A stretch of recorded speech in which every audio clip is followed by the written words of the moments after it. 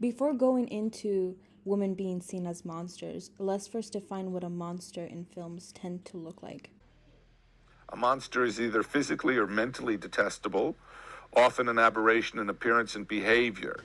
The word monster is generally associated with the concept of evil, both in thought and action. Normal-looking people who behave in reprehensible ways are also referred to as monsters. What's fascinating is there are evil monsters, and there are benign monsters, and there are actually good monsters. Every culture in the world has monsters within it. But basically, what are we afraid of? The main two fears are from the outside and from the inside. There are the other tribe, the other country, the other religion, the other political party. Whatever the other is, we tend to make them monsters, and we are scared to death of them. So keeping that in mind, that monsters tend to be creatures we create that come from our deepest fears, now let's go into some Greek myths that have terrorized sailors and fishermen at the time. And one of those being sirens. In films, sirens tend to appear as sea creatures that have beautiful voices and known as temptresses that target sailors to their deaths.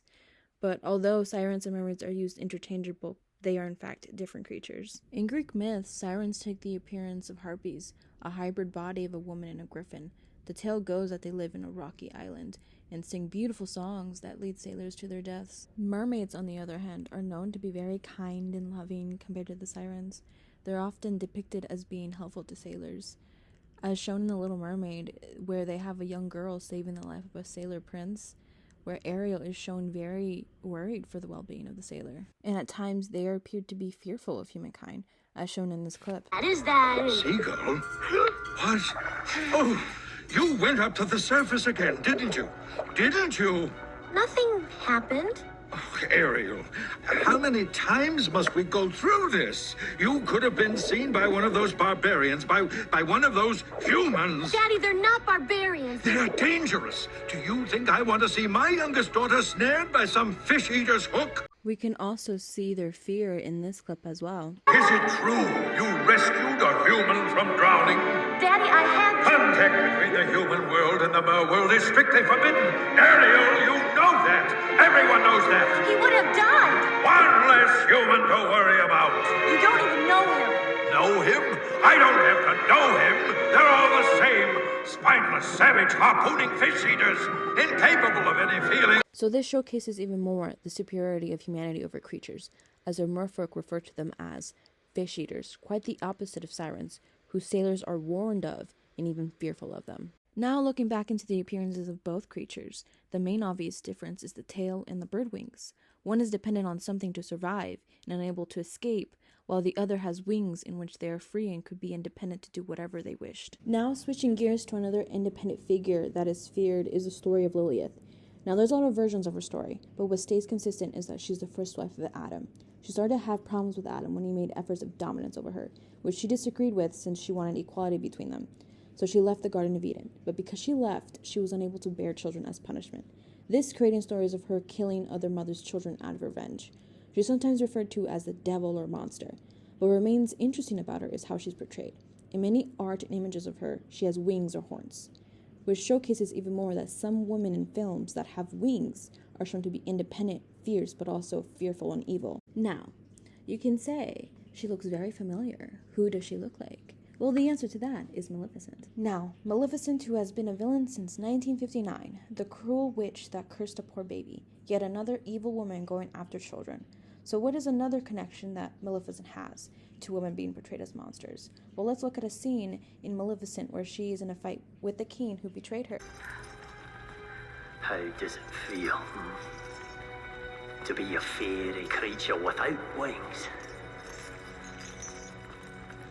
In a world where you don't belong!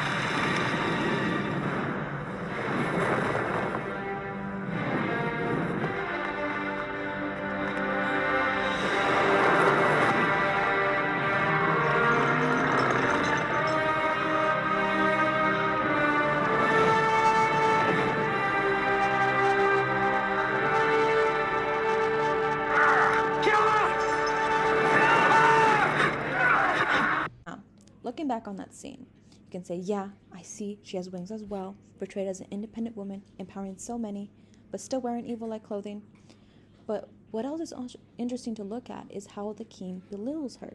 She has a disadvantage. She is alone, surrounded by the very thing that could kill her, yet he's taking his time, attacking her alone, mocking her, telling her that she's without her wings, the wings that he himself took from her. But when she regains her wings, he's on the ground shocked and fearful of what she represents and what she could do, that he starts to yell at his guards to attack her, no longer alone when he targets her. Now let's look at another clip where Maleficent goes into town.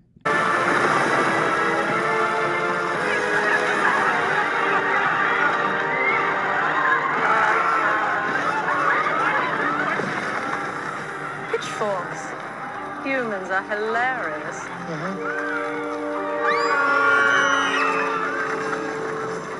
It's getting better.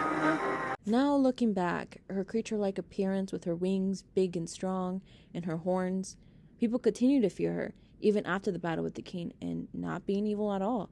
Maleficent is still showcased as a villain due to another person, a woman at that, wanting people to fear her. Now, all of these independent women have much in common other than appearance. They're unmarried, without children, and symbols of power for women, especially since they have shown to overpower men to the point of being feared by them and being spread rumors by them. So these women are not under supervision of men, but society's standard of being married to one, hence are uncontrollable, free, and they do not follow society norms of what a woman should have at a certain age. This causing them to be portrayed as villains and monsters, someone that does not get a happily ever after, and especially someone that a woman shouldn't want to be.